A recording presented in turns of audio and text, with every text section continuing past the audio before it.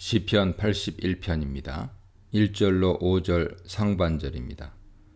시인은 공동체와 함께 하나님을 찬양합니다. 하나님은 능력이 되신 분, 즉 이스라엘에게 그의 능력을 보여주신 분이죠. 그분은 야곱의 하나님, 언약을 맺으신 하나님이십니다. 이 하나님께 그의 백성이 즐겁게 다양한 방법으로 찬양 드림이 마땅합니다. 하나님을 찬양하는 방법으로는 목소리로 곡조 있는 노래를 부르거나 즐거이 소리를 외치기도 하고 소고와 같은 타악기와 수금과 비파와 같은 현악기 등을 연주할 수 있습니다. 오늘 하나님을 찬양하는 이유는 특히 하나님이 정하신 절기를 맞아 축하하고 감사하기 위함입니다. 3절의 초하루와 보름은 각각 3달, 보름에 해당하는 이스라엘 절기를 가리키죠. 특히 나팔을 부는 절기는 나팔절로 불리는데 새해를 알리는 날, 리슈리입니다. 새해를 알리는 날을 지칭하는 것으로 보입니다. 이후 유대력으로 7월 10일의 속죄일과 7월 15일의 장막절이 그 뒤를 따릅니다. 3절의 절기는 새해를 맞이하고 나팔절이죠. 하나님의 성소와 이스라엘 전체의 죄를 속죄하고 속죄일이죠.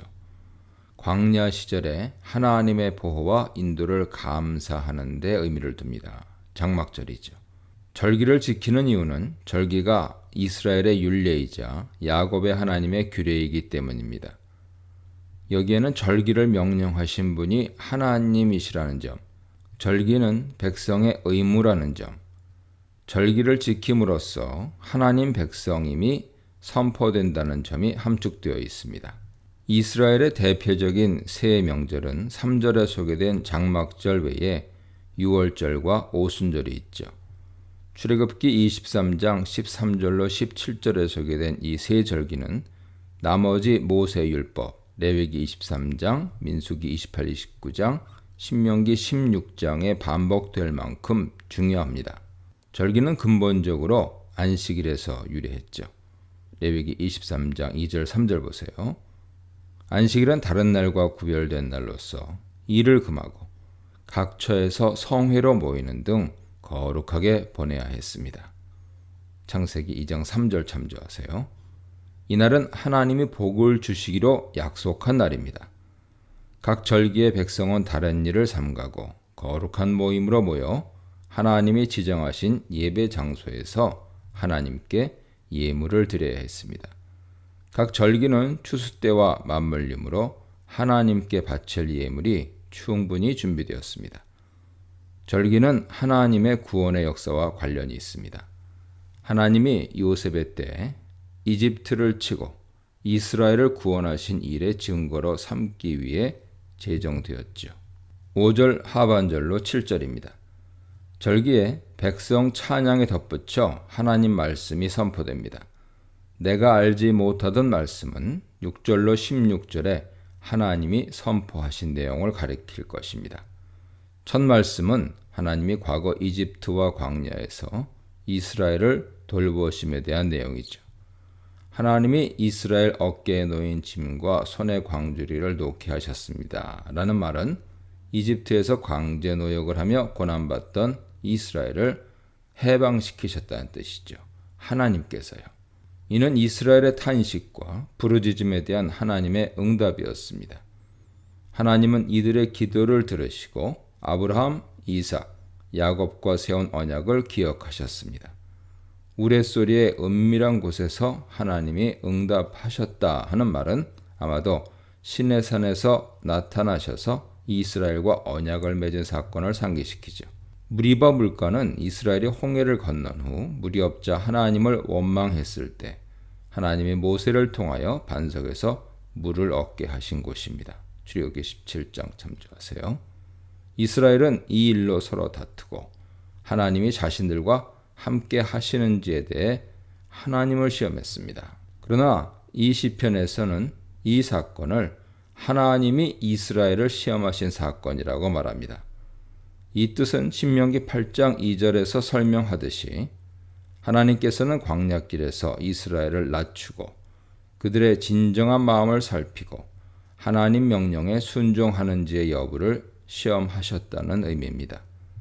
이처럼 하나님은 이집트 종살이에서 이스라엘을 구하고 광야로 이끄시는 내내 자기 백성 이스라엘의 요구를 들어주시며 그들을 아들처럼 돌봐주셨습니다. 신명기 8장 5, 6절 참조하세요. 8절로 10절입니다. 두 번째로 소개된 하나님 말씀은 이스라엘을 향한 순종의 명령입니다. 앞에 무리바 사건이 하나님 돌보심을 표명하면서 이스라엘의 불순종을 암시하고 있기 때문에 순종의 명령이 적절하게 연결됩니다. 이 명령은 하나님의 증언이자 경고입니다. 들으라 내 백성이여는 신명기 6장 4절 이하 내용이죠. 신명기에서 하나님은 모세를 통해 하나님의 오직 한 분이심을 확실히 알고 이 하나님을 사랑하고 그의 말씀을 순종해야 함을 강조했습니다.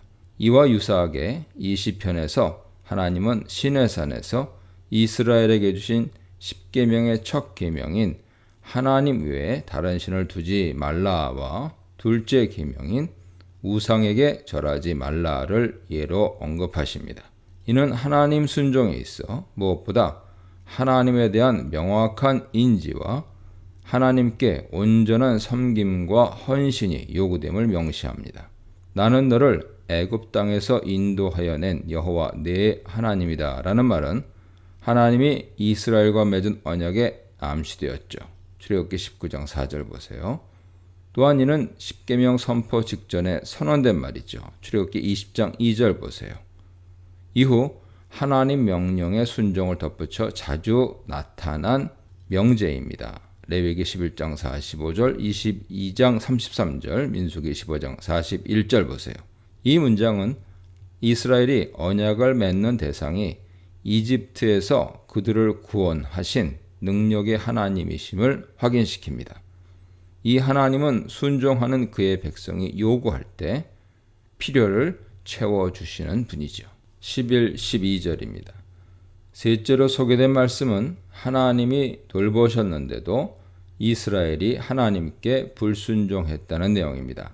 이스라엘의 불순종은 이미 7절 무리바 사건에 암시되었죠. 놀라운 것은 이런 이스라엘의 불순종과 반역이 강압에 의해서가 아니라 자발적인 행동에서 비롯되었다는 점이죠.